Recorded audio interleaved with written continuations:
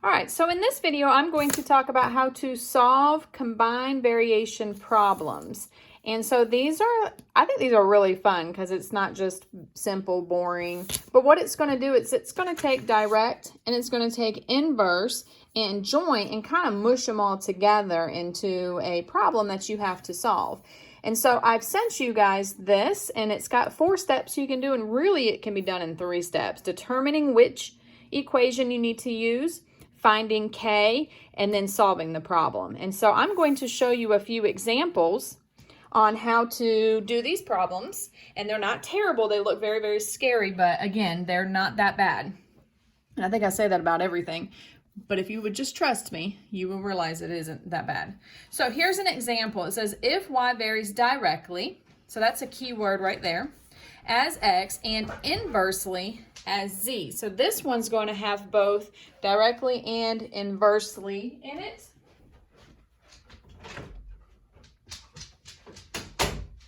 Excuse me, I gotta let my dog outside. And then you are going to figure out what your equation looks like. Once you know what your equation is going to look like, then you would plug all these numbers in from here to here into that equation you've decided that you're going to use that appropriately fits what this is telling us to use. And then this last part you will plug in to solve for, in this case, x. And sometimes they want x, sometimes they want y, z. You just have to read the problem and figure out what you're looking for. Okay, so I got my calculator handy because you will need a calculator. Maybe. I need a calculator. Maybe you don't need to. It says here that we are going to take y, and it varies directly as x, and inversely as z. So what does that mean? You have to remember directly, x and that k value go next to each other. Inversely, the k value is on top, and then your x, y, z, whatever variable they're referring to goes on the bottom. So directly is next to, inversely is on the bottom. So that's the way I remember it. Direct is next to it, inverse is on the bottom. So if y, so I have y, varies directly as x, so again they go next to each other. Your constant of variation gets multiplied with your x because it is directly. And then it says inversely as z, so that means that would go on the bottom. So if I ignore my x, inversely with the z, directly with the x. So you have to know your 2 equations for direct, which is at the top of this page, and inversely. And of course, make sure you just use the correct variable that they're giving you. All right, so that's basically step 1, determining what equation you have to use. Step 2 is telling you to plug all this in and find your k value. So I'm going to replace y with 24. I don't know what k is yet. I'm going to replace x with a 48 and z with a 4. And then you would just solve this equation. You could divide the 48 by 4 and then divide by whatever you got over on that side. You can take your 4 over first. Solving this has different options. I'm going to divide these 2 because I think it'll divide. I know it will divide. So that gives me 12. Then I can divide by 12 to find k. So k equals 24 divided by 12 is 2. So now I've got my k value. I can use my k value with this information in the last part of my word problem to answer this. And again, they split this up. They want you to plug in your k value into your equation. You don't have to. I actually just combine these 2 steps together because I'm just ready to solve at this point. I have all my information. I'm good to go. So now it says to find x when y is 44 and z is 6. So I go back to this equation here and I plug in everything that I know, which I know everything except for the x because that's what we're solving for. So now we're going to refer back to this equation, and if it helps, you can just write it down again. Arrow over. Y is 44. K we just found to be 2. X we don't know what it is. We're going to find out what it is. And z is 6. And that's given in my problem. So to solve this for x, I can move that 6 over. So I can say that's 44 times 6 is 264. 2 times x. Solve for x, you're going to divide by 2. So x equals 264 divided by 2 is 132. So there is my answer. So a little recap. This first section here is where you're going to write your equation. So the first part of the problem is where you come up with your equation. The middle part is what you plug in to find K. The last part, you plug your K and all this stuff at the end to solve the problem. Not too terrible, right? I love these problems. I think they're fun. I mean, they're not fun, but they're doable. All right, so let's take a look at this second example. And if you want to, you can pause the video and you can try to do this problem and then check to see if you got it correct. So at this point, if you wanted to pause, and then you can see if you can at least come up with the equation correctly, unpause it, see what the equation is, and then you can pause it again and then plug in your numbers. So you can keep pausing as I'm talking through this problem to see if you're going to get it right. Okay, so here I go. So this first part, I'm going to create my equation, and they start to get really creative with squares and things. So you have to be careful on what's being squared, square rooted, cubed, cubed rooted, all sorts of fun stuff. All right, so F varies directly. So F equals directly, so that would be my KG, because G is my variable that they're choosing. And inversely, so I'm going to put that on the bottom, of the square of H. So I need to make sure I put a square on my H. So there's my equation. That's the first part. The second part is to take these numbers and plug them in to that equation so you can find K. So F is 20. I don't know what K is. G is 50 and H is 5. So all I've done is take all that stuff and plugged it into my equation that I found from the beginning. Then I'm going to solve. So this is 50, this is 25, 50 divided by 25. What is 50 divided by 25? 2. Divide by 2, so K equals 10. So the last part, I found my equation, I plugged my numbers in and solved for K. The last part is to figure out what F is when G is 18 and H is 6. So now the last part is the actual thing that we do to get our answer. So I'm going to plug in, I don't know what F is. I know K is 10.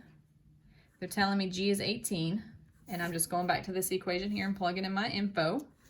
And H is 6. I don't know why I underlined all that, but you know what I mean. All right, so then I can simplify this to find my F. That's 180 divided by 36. And 180 divided by 36 is 5. And that is my answer. So there's 3 simple steps. Figuring out your equation, plugging your numbers in by using this equation, and then answering what they're looking for by plugging all your stuff, K, your F's, your H's, and your G's, and solving for whatever variable's left. Not too bad, right? Did you get it right? All right, so if you want to, you can pause the video again, read number 3, and then unpause it in sections to see if you're getting each step correct. All right, so go ahead and pause it and then work it out. So I'm going to work it out. So you are hopefully checking your work. So this first part here is going to create my equation. So you can see if your equation is correct.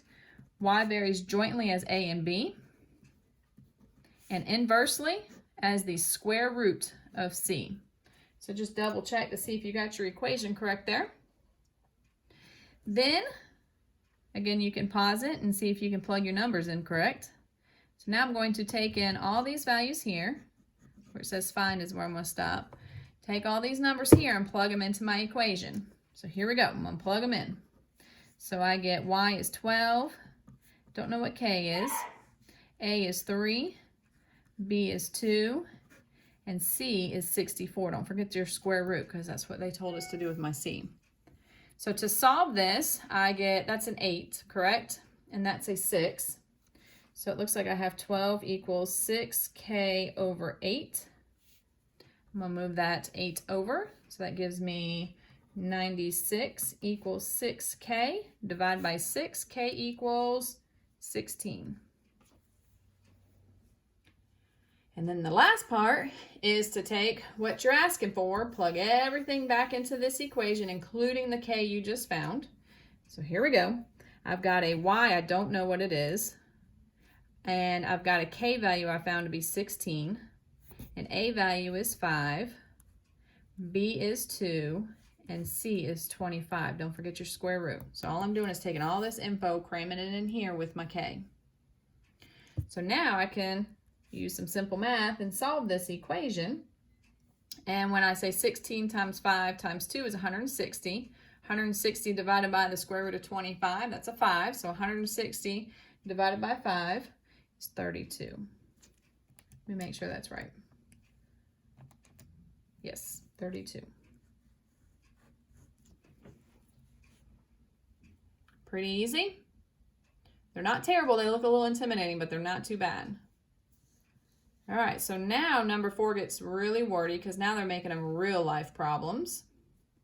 It says the number of minutes needed to solve an exercise set of variation problems varies directly as the number of problems and inversely as the number of people working the solutions. So this entire part here is going to create my equation. So it says and so they haven't given you any variables, so you can kind of determine what types of variables you want to use. So the number of minutes, I'm going to use M for minutes,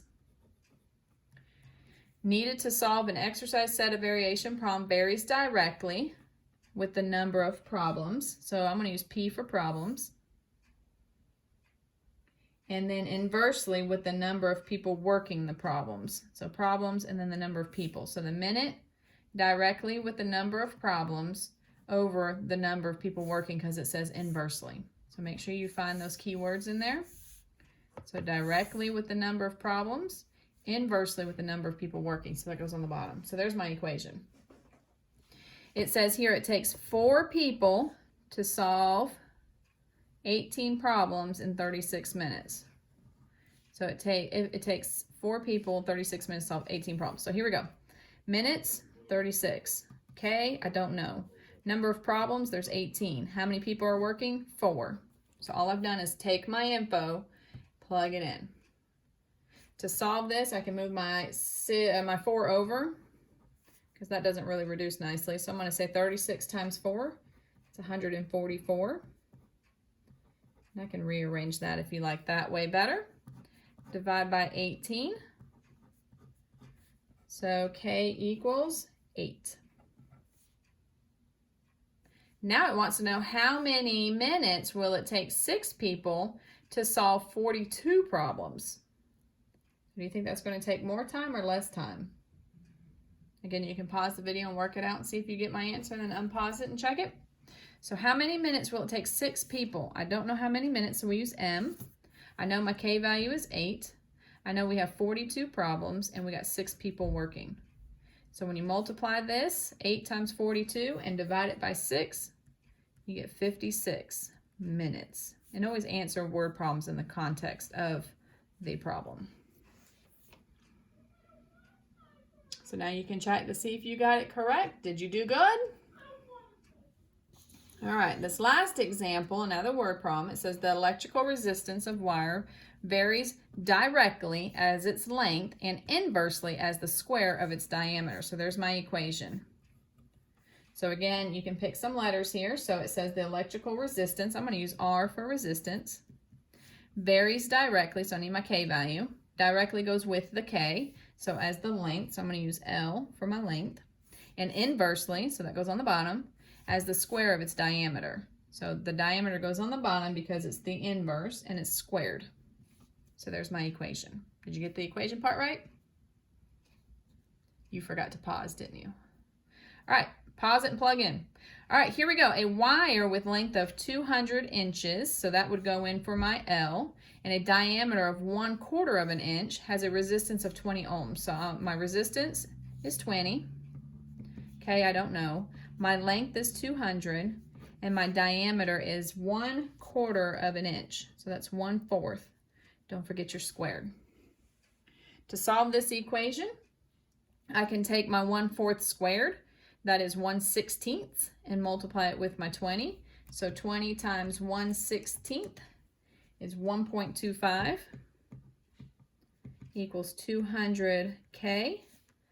Divide by 200 to get my constant of variation. And I get a decimal of 0.00625. So that is my K value. Don't panic. You got it right if that's what you got when you pause the video. Now, so I've plugged in and found my K. Now I'm ready to find my answer here. Find the electrical resistance, so we're looking for R, in a 500-inch wire with the same diameter. So we have, my K value is 0.00625. My length is 500. And my diameter is the same as it was before. So that's that 1/4 squared. So now I can put all this in my handy dandy calculator. So 0.00625 times 500.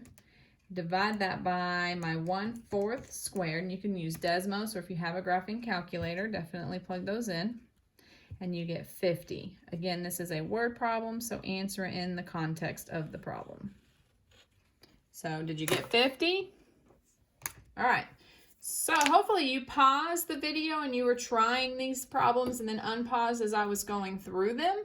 That way you can check to see if you're on the right track. I do have some, these are attached in the email that I gave you. They're already worked out. And then, of course, you just have to try these 6 problems and turn that in. Take a picture of it, turn it into a PDF, email it to me. Make sure you title your email week 5. And this will go with your practice worksheet for direct and inverse variation, which that should be a review of Math 1 skills. This is the new stuff. This stuff you'll need for next year. But they're not too terrible. So again, you have all these solutions emailed to you, but don't cheat. Try to see if you can figure these out and then check to make sure that you are correct. All right, guys, good luck. Let me know if you have any questions. Bye.